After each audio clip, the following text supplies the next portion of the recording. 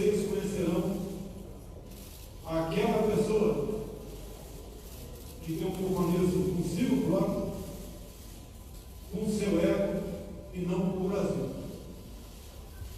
O que eu tenho ao meu lado e sempre tive foi o povo brasileiro. Hoje essa pessoa vai buscar uma maneira de botar uma cunha entre eu e o povo brasileiro. Isso aconteceu há poucas horas. O breve história.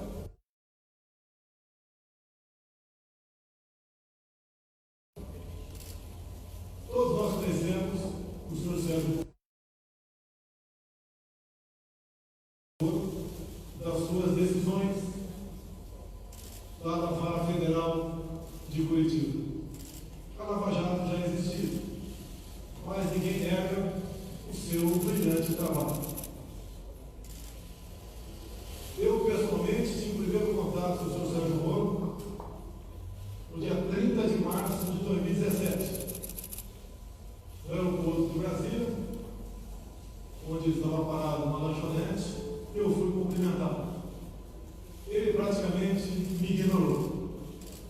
A imprensa toda anunciou isso, dando descrédito à minha pessoa. Confesso que fiquei triste, porque era um ídolo para mim.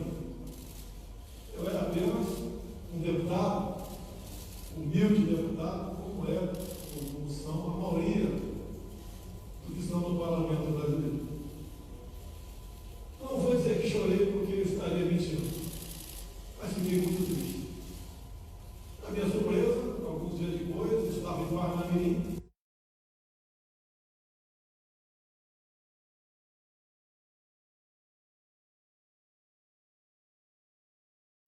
Recebi um telefonema dele, onde, obviamente, a sua consciência tocou e ele conversou comigo sobre o episódio. Eu dei por encerrado o assunto. Me senti, de certa forma, reconfortado. O tempo passou. Eu numa pré-campanha e ele com as suas sentenças em Curitiba.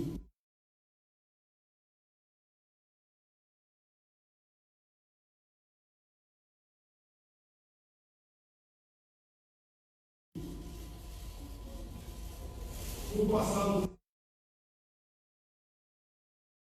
tempo, entrei em campanha e, como, no meu entendimento, não tinha como me deter, tentaram me assassinar. Obviamente, isso marca a história de uma nação, muito mais a minha vida, a da minha família, em especial da minha filha Laura, de 9 anos de idade. Acabou o primeiro turno. Passei para o segundo turno, o senhor Fernando Haddad do PT.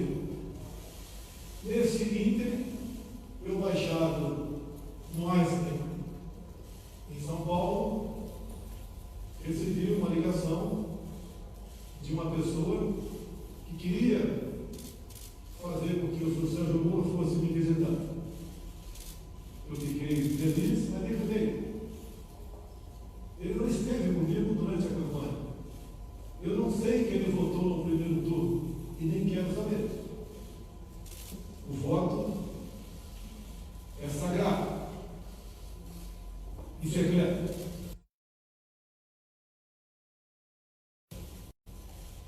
Mas eu exatamente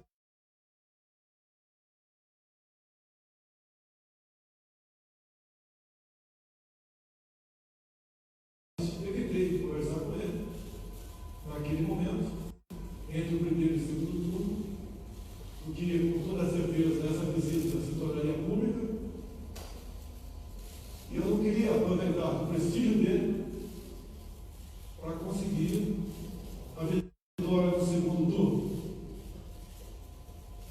Após, então, a nossa vitória, a vitória da democracia, da liberdade, das eleições livres, eu recebi o senhor Sérgio Moro na minha casa, na Barra da Tijuca, presente ao meu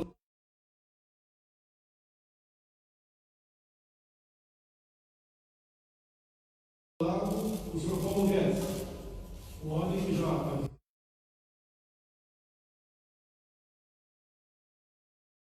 havia escolhido para ser ministro da Economia.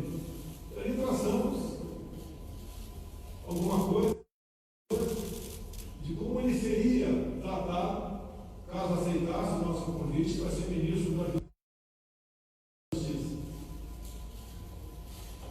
Obviamente, repito, ele não participou da minha campanha. Acertamos, como fiz com todos os ministros, vai ter autonomia no seu ministério. Autonomia não é sinal de soberania. Ele levou a todos os ministros, ou trouxe a sua equipe aqui para Brasília. Todos os cargos-chave são de Curitiba, inclusive a Polícia Rodoviária Federal. Lógico, me surpreendeu. Será que os melhores quadros da PF todos estavam em Curitiba? Mas vamos confiar, vamos dar um crédito. E assim nós começamos a trabalhar.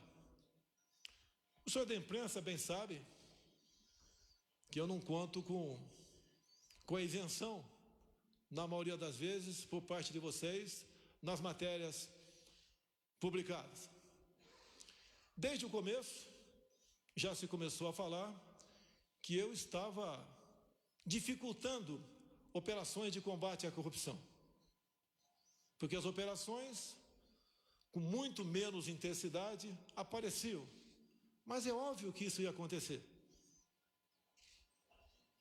Se as nossas indicações para ministérios, bancos oficiais e estatais não passavam por indicações partidárias, está na cara que a fonte da corrupção não era tão abundante quanto antigamente. Isso começou a bater sobre mim, como se eu tivesse contrário à Lava Jato.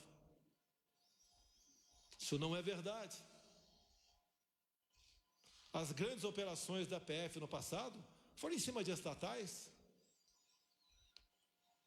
ou de empreiteiros que faziam obras e arrancavam recursos via bancos oficiais, em especial o BNDES. Nós botamos um ponto final nisso. Isso foi muito caro para mim. Poderosos se levantaram contra mim. E é uma realidade. É uma verdade. Eu estou lutando contra um sistema, contra o establishment. Coisas que aconteciam no Brasil praticamente não acontecem mais. E me desculpe a modéstia, em grande parte pela minha coragem de indicar um time de ministros comprometido com o futuro do Brasil. Continua não sendo fácil, mas pode ter certeza, hoje em dia eu conto com muitos parlamentares dentro do Congresso Nacional que já comungam dessa tese, de vários partidos, exceto da extrema esquerda, porque o que eles querem, no final das contas, é roubar a nossa liberdade. No que depender de mim, não medirei esforços para que isso não aconteça. Dizer ao prezado ex-ministro Sérgio Moro, como o senhor disse hoje na sua coletiva, por 3 vezes, o senhor disse que tinha uma biografia a zelar. Eu digo a vossa senhoria que eu tenho um Brasil a zelar.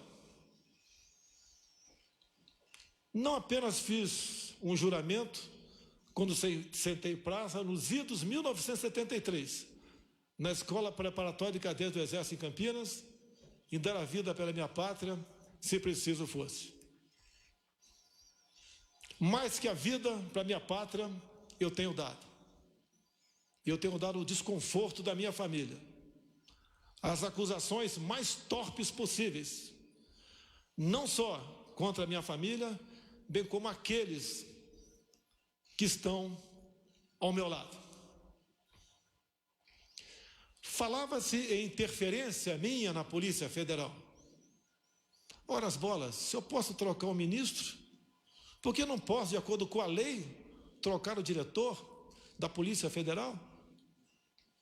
Eu não tenho que pedir autorização para ninguém para trocar o diretor ou qualquer outro que esteja na pirâmide hierárquica do Poder Executivo. Será que é interferir na Polícia Federal, quase que exigir e implorar a Sérgio Moro que apure quem mandou matar Jair Bolsonaro?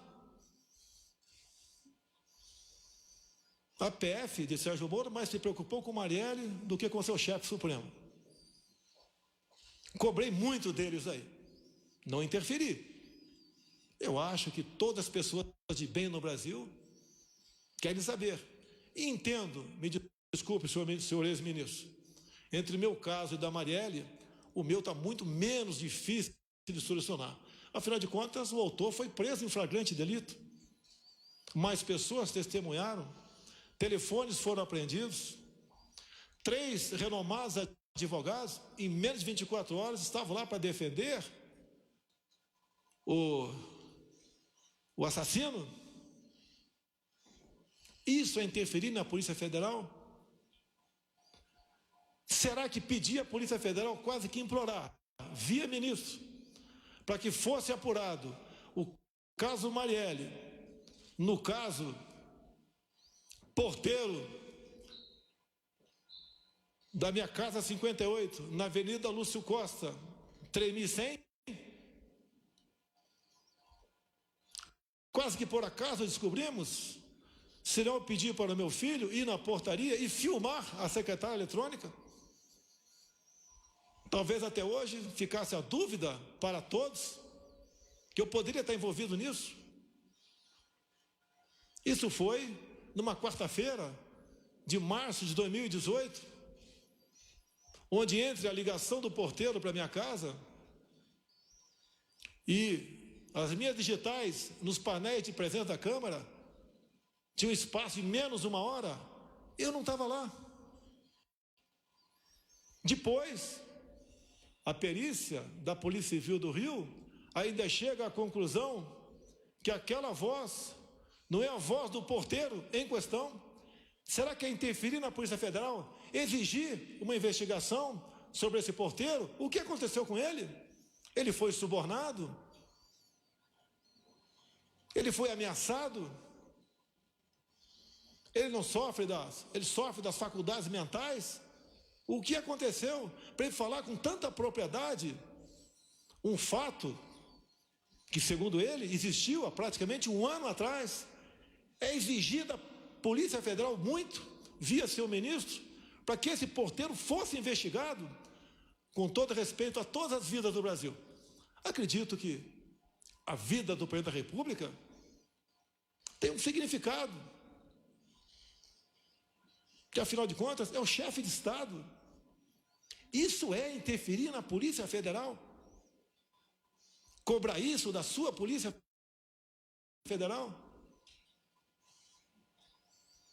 Confesso que, ao longo do tempo, como bem vos lhes disse, uma coisa é ter uma imagem e conhecer uma pessoa, a outra é conviver com ela. Nunca pedi para ele, para que a PF me blindasse onde quer que fosse. Quando se fala em corrupção, eu falo da minha vida particular. Nos últimos 2 anos de parlamentar, gastei menos da metade que poderia gastar. na sua cota parlamentar, com passagem aérea, com despesa de combustível, de alimentação, de aluguéis. Na vida de presidente da República, eu tenho 3 cartões corporativos. 2 são usados para despesas, as mais variadas possíveis, que afinal de contas, mais de 100 pessoas estão na minha segurança diariamente. Despesas de casa normal. E um terceiro cartão, que eu posso sacar 24 mil por mês, sem prestar conta. Eu posso sacar 24 mil reais e gastar onde bem entender, sem prestação de contas. Quanto eu usei dessa verba desde janeiro do ano passado? 0. Isso é obrigação. Desliguei o aquecedor da piscina olímpica do Alvorada. Modificamos o cardápio. Mas isso não tem nada a ver. É obrigação da minha parte. Mas só para lembrar que eu tenho preocupação com a coisa pública e busco dar exemplo. Quando se fala em interferência, tem aqui um ministro meu, tão importante quanto os demais, que nós somos uma corrente, nenhum elo é mais forte que a própria corrente, o Paulo Guedes. Quando eu vi que o Inmetro, que é um órgão parecido até, logicamente, cada um na sua função, com a Polícia Federal, com a PRF, com a Secretaria da Cultura, do Marcelo Arvantônio, entre tantas outras.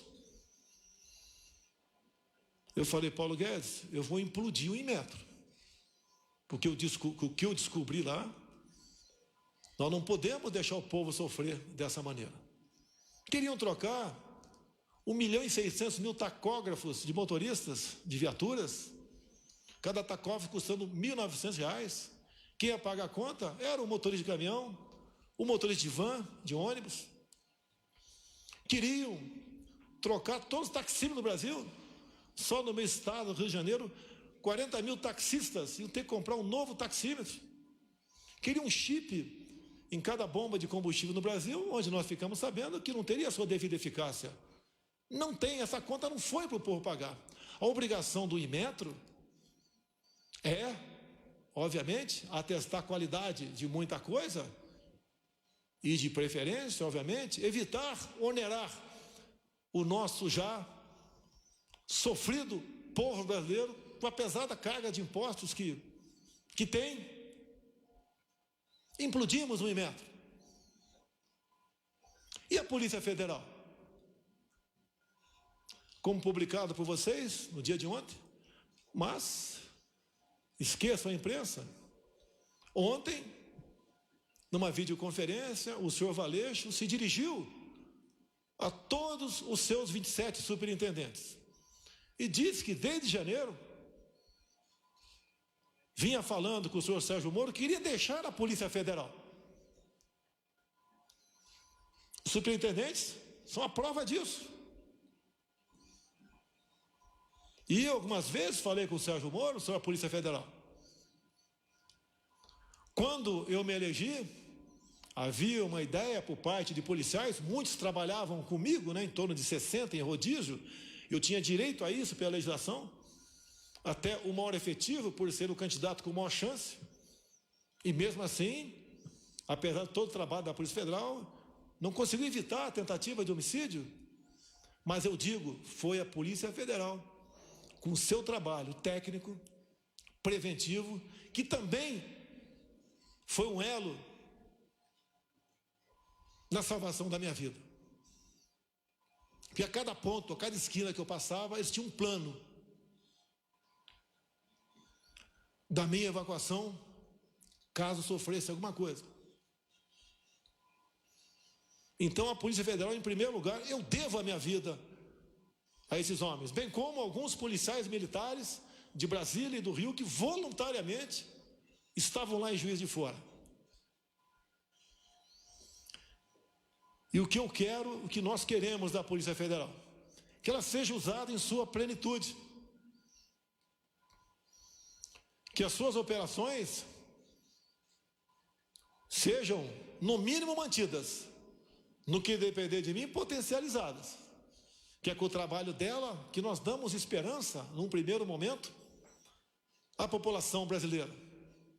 O combate à corrupção, o combate ao crime organizado. E, como mesmo o senhor Valeixo disse que estava cansado, eu comecei a fazer gestões junto ao ministro para trocarmos o diretor-geral da Polícia Federal. Era a intenção dele, como ele declarou ontem, que desde janeiro queria sair. Nós cansamos, nós não somos máquinas. No dia de ontem, eu conversei com o senhor Sérgio Moro, só eu e ele, como na maioria das vezes nossas conversas, onde eu sempre abri o coração para ele. Eu já duvido se ele sempre abriu o coração para mim. Eu sempre disse aos meus ministros, a confiança tem que ter dupla mão. O ministro quer que eu confie nele, quer e tem razão, mas eu também quero que o ministro confie em mim.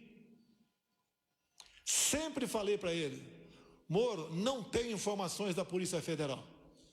Eu tenho que todo dia ter um relatório do que aconteceu, em especial nas últimas 24 horas, para poder bem decidir o futuro dessa nação. Eu nunca pedi para ele o andamento de qualquer processo. Até porque a inteligência, com ele, perdeu espaço na justiça. Quase que implorando informações. E assim, eu sempre cobrei informações dos demais órgãos de inteligência oficiais do governo, como a ABIN, que tem à frente um delegado da Polícia Federal. Uma pessoa que eu conheci durante a minha campanha e tem um nome e é respeitado pelos seus companheiros. E conversando ontem com o Moro, entre muitas coisas, até que chegou na questão Valeixo. Eu falei, está na hora de botar um ponto final nisso. Ele está cansado, está fazendo como pode o seu trabalho. Pessoalmente, não tenho nada contra ele. Conversei poucas vezes com ele durante 1 ano e 4 meses. Sim, poucas vezes, mas conversei com ele. E a maioria das vezes estava o Sérgio Moro do lado. Então, eu falei que amanhã, dia de hoje, o Diário Oficial da União publicaria a exoneração do senhor Valeixo. E, pelo que tudo indicava, a exoneração a pedido. Bem, ele relutou, o senhor Sérgio Moro, e falou, mas o nome tem que ser o meu. Falei, vamos conversar. Por que tem que ser o seu e não o meu? Ou então vamos pegar, já que não tem interferência política, técnica ou humana, pegar os que têm condições e fazer um sorteio. Por que tem que ser o dele e não possivelmente o meu, ou um de consenso entre nós dois? E eu lembrei da lei de 2014, que a indicação é minha, é prerrogativa minha. E o dia que eu tiver que submeter a qualquer um subordinado meu, eu deixo de ser presidente da República. Jamais pecarei por omissão. Falei para ele, quero um delegado, que pode não ser o seu, pode não ser o meu, mas que eu sinta, além da competência óbvia, se bem que isso é uma coisa comum entre os delegados da Polícia Federal, que eu possa interagir com ele. Por que não? Eu interajo com os órgãos de inteligência das Forças Armadas, se preciso for, eu interajo com a ABIN, interajo com qualquer um do governo, sempre procuro o ministro, mas numa necessidade, eu falo diretamente com o primeiro escalão daquele ministro, como ontem, ou anteontem, eu tinha que decidir uma coisa, tinha que ver com a Marinha. Mas como exclusivamente com a Marinha, eu resolvi naquele momento não falar com o ministro da Defesa. Falei diretamente com o da Marinha e foi resolvido de acordo com o interesse dele. E depois participei do ministro da Defesa. Isso não é quebra de hierarquia, é necessidade. Não posso abrir mão disso, assim como o ministro da Defesa pode ligar diretamente com o comandante de batalhão, sem passar pelo comandante da brigada. Se preciso for, depois ele participa, para evitarmos que venhamos ferir o princípio da hierarquia. E mais, já que ele falou em algumas particularidades, mais de uma vez, o senhor Sérgio Moro disse para mim, você pode trocar o Valeixo sim, mas em novembro, depois que o senhor me indicar para o Supremo Tribunal Federal. Me desculpe, mas não é por aí. Reconheço as suas qualidades em chegando lá, se um dia chegar, pode fazer um bom trabalho, mas eu não troco. E outra coisa, é desmoralizante para um presidente ouvir isso, mais ainda externar, ou não trocar, porque não foi trocado, sugerir a troca de 2 superintendentes entre 27. O do Rio, a questão do porteiro, a questão do meu filho 04, o Renan, que agora tem 20, 21 anos de idade, quando no clamor da questão do porteiro, do caso Adélio, que os 2 ex-policiais teriam ido falar comigo, também apareceu que o meu filho 04 teria namorado a filha desse ex-sargento. Eu comecei a correr atrás. Primeiro eu chamei meu filho. Abre o jogo. Pai, eu saí com metade do condomínio, nem lembro quem é essa menina, se é que eu estive com ela. Hoje a vida é assim. A intenção de dizer que o meu filho namorava a filha do ex-sargento era que nós tínhamos um relacionamento familiar. Eu não me lembro dele. Pode ser até que tenha tirado foto com ele. Durante pré-campanha e campanha era comum eu tirar em média 500 fotografias por dia, porque essa era a minha imprensa. E daí eu fiz um pedido para a Polícia Federal, quase com por favor, chegue em Mossoró e interrogue o ex-sargento. Foram lá, a PF fez o seu trabalho, interrogou e está comigo a cópia do interrogatório, onde ele diz simplesmente o seguinte: a minha filha nunca namorou a filha do presidente Jair Bolsonaro, que a minha filha sempre morou nos Estados Unidos. Mas eu que tenho que correr atrás disso? Ou é um ministro, ou é uma Polícia Federal que tem que se interessar? Não é para me blindar, porque eu não estou em curso em nenhum crime. A mídia, outras instituições já me botaram de cabeça para baixo, chacoalharam tudo. Levantaram até que com 5 anos de idade, revista Época, eu chamava uma mulher de gorda em Eldorado Paulista. Descobriram, eu nem sabia, que a avó da minha esposa já foi presa por 3 anos por tráfico de drogas. Confesso que não sabia. E se eu soubesse, teria casado com a senhora Michele assim mesmo. Fiquei sabendo através de vocês também que a mãe da senhora Michele cometeu o crime de falsidade ideológica na sua inocência. Em vez de fazer uma cirurgia plástica para ficar mais jovem, né, mais bonita, ela resolveu fazer uma cirurgia na certidão de nascimento, diminuindo 10 anos a sua idade. Esse foi o crime dela. Se coloca em público isso daí para escrotizar, para dizer que ela não tem caráter. O caso Queiroz, eu conheço o Queiroz desde 1984, no 8º grupo de campanha paraquedista. Foi para a Polícia Militar. Depois de um tempo, fizemos amizade. veio trabalhar comigo, com meu filho, o que porventura ele faz, ele responde pelos seus atos. Não foi por uma, foi por 2 vezes que o Queiroz teve dívida comigo. Me pagou com cheques. E não veio para minha conta esse cheque porque eu simplesmente deixei no Rio de Janeiro. Não estaria na minha conta. E não foram 24 mil reais, foi 40 mil reais. Desde o primeiro momento. Não é uma pessoa, porventura, faz algo de errado, está do nosso lado. Você tem que ser responsabilizado. E o tempo todo ser cobrado por isso. Nunca pedi para blindar ninguém da minha família. Jamais faria isso.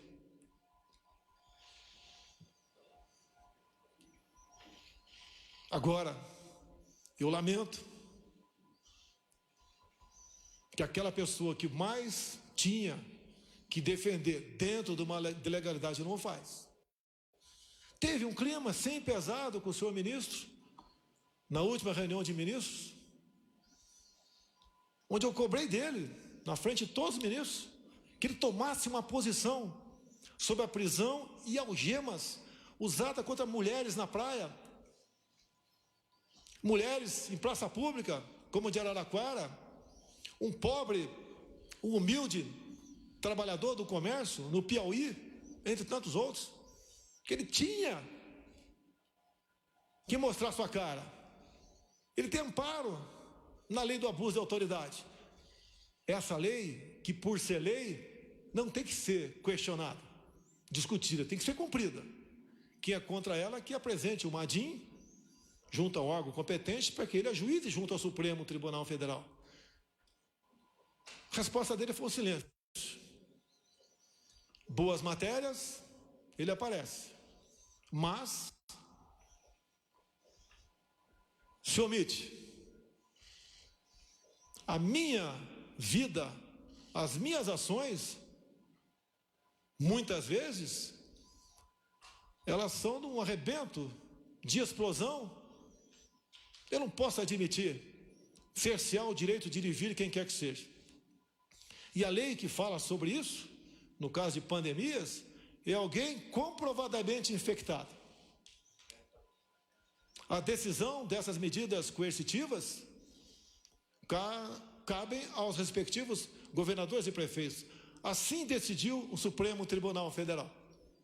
E uma vez decidido, não cabe a mim questionar mais. Prefeitos, alguns governadores, em cima disso, estão cometendo tremendos absurdos. E o governo federal tem que se posicionar, tem que peticionar o Supremo Tribunal Federal, entrar com ações. E quem tem que fazer isso? O presidente?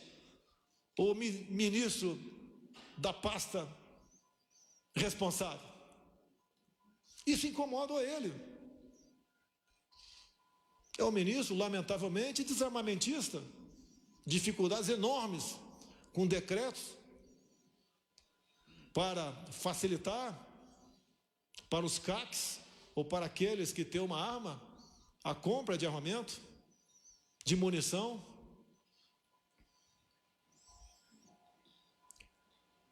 Aquilo que eu defendi durante a campanha e pré-campanha, os ministros têm obrigação de estar junto comigo. Caso contrário, não estão no governo certo. Não tenho mágoa do senhor Sérgio Moro. Hoje pela manhã, acredito que 7 ou 8 deputados, ou meia dúzia, tomaram café comigo. E eles estão à vontade, se quiser falar ou não. Eu lhes disse, hoje vocês vão conhecer quem realmente não me quer na cadeira presidencial. Esse alguém não está no Poder Judiciário, nem está no Parlamento Brasileiro. Não lhes disse o nome. Falei, vocês vão conhecê-lo às 11 da manhã. Repetindo a vocês. Veio com a cunha. Se ele quer ter independência, como eu tenho, autoridade, ou se quisesse, poderia vir candidato em 2018.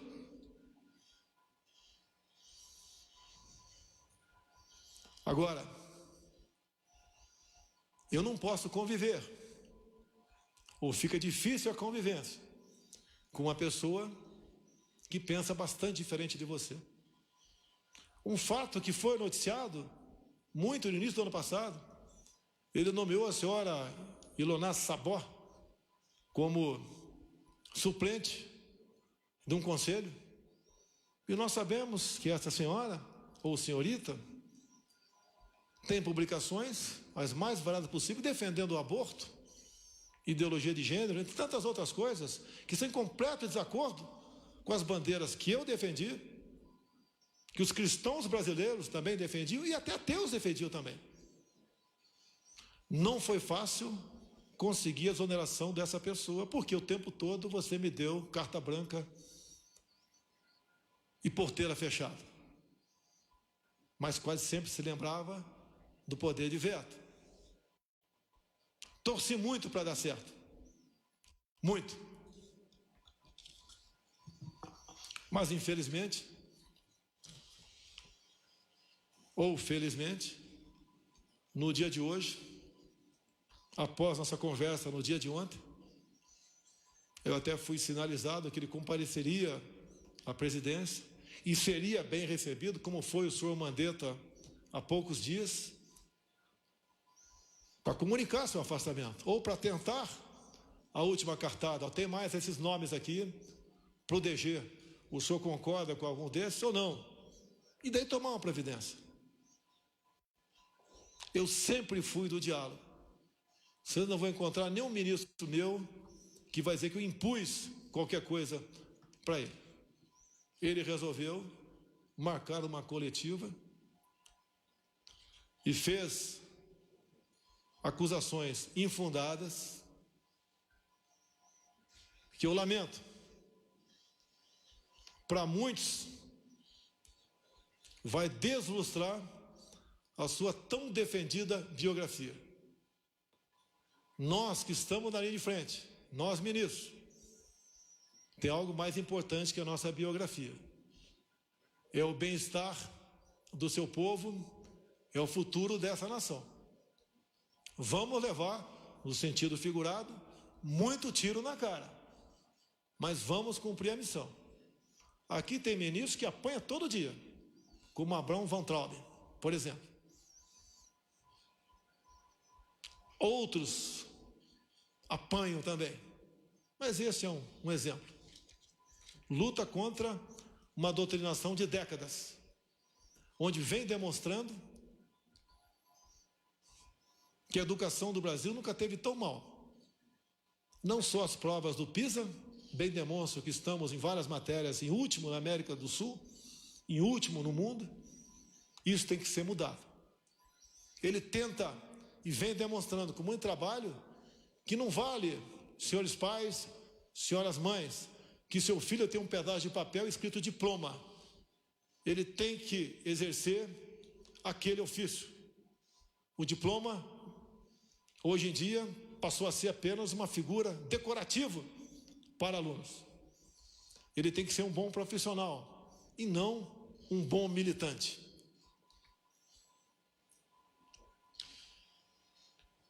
Três páginas bem curtas apenas aqui, eu vou ler e dar o encerramento a essa coletiva. Meu compromisso é com o Brasil e com a democracia. Sempre dei plena liberdade aos meus ministros, sem abrir mão do meu poder de veto e da minha autoridade como presidente da República. Sempre mantive diálogos republicanos com todos os meus ministros. Temos discordâncias e convergências, mas em qualquer situação mantive o respeito à opinião de todos. Sempre fui leal a eles. Ontem, mais uma vez, conversamos com o senhor ministro Sérgio Moro sobre a substituição na Polícia Federal. Esperava, em conjunto com o senhor ministro, definir um nome para dirigir a instituição, ainda que, pela lei, esta seja uma prerrogativa exclusiva do presidente da República. Estou decepcionado e surpreso com o seu comportamento. Não se dignou a me procurar e preferiu uma coletiva de imprensa para comunicar sua decisão. Meu compromisso é com a verdade, sem distorções. Não são verdadeiras as insinuações de que eu desejaria saber sobre investigações em andamento. Nos quase 16 meses em que esteve à frente do Ministério da Justiça, o senhor Sérgio Moro sabe que jamais lhe procurei para interferir nas investigações que estavam sendo realizadas. A não ser aquelas, não vi interferência, mas quase como uma súplica sobre o Adélio, o porteiro e meu filho 04. Sobre a exoneração do Dr. Valeixo, diretor-geral da Polícia Federal, pela Lei 13.047 de 2014, é prerrogativa do Presidente da República a nomeação e a exoneração do diretor-geral, bem como de vários outros cargos da administração direta. A exoneração ocorreu após uma conversa minha com o ministro da Justiça, pela manhã de ontem. À noite, eu e o doutor Valeixo conversamos por telefone e ele concordou com a exoneração a pedido. Desculpe, senhor ministro, o senhor não vai me chamar de mentiroso. Não existe uma acusação mais grave para um homem como eu, militar, cristão e presidente da República, ser acusado disso. Essa foi a minha conversa com o doutor Valeixo. E mais ainda, não só a imprensa publicou, no dia de ontem e de hoje, bem como, entre aspas, o doutor Valeixo, em contato com a Superintendência do Brasil, comunicando que estava cansado, que desde janeiro queria sair. Então não foi uma demissão que causasse surpresa a quem quer que fosse. A PF é uma instituição de Estado. Ela deve se conduzir de acordo com a Constituição Federal e as leis do país. Não importa quem as conduza. Não abro mão disso. Não existe possibilidade de interferência na Polícia Federal. Sua própria estrutura e seus profissionais garantem a autonomia de suas investigações. Esta autonomia é inerente à instituição, independente de governos. Não posso aceitar minha autoridade confrontada por qualquer ministro. Assim como respeito a todos, espero o mesmo comportamento. Confiança é uma via de mão dupla. Continuarei fiel a todos os brasileiros. Seguirei no combate à corrupção, às organizações criminosas e no trabalho para a redução da criminalidade. O governo continua. O governo não pode perder sua autoridade por questões pessoais de alguém que se antecipa a projetos outros. Travo o bom combate.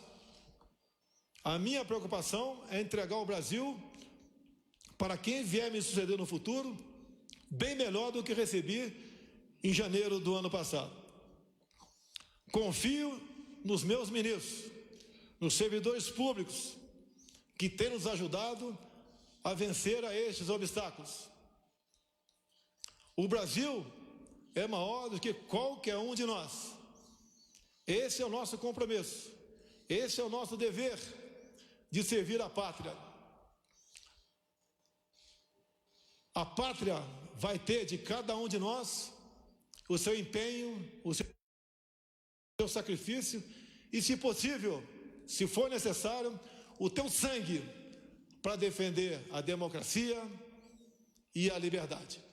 Meu muito obrigado a todos os senhores. Está encerrado este pronunciamento.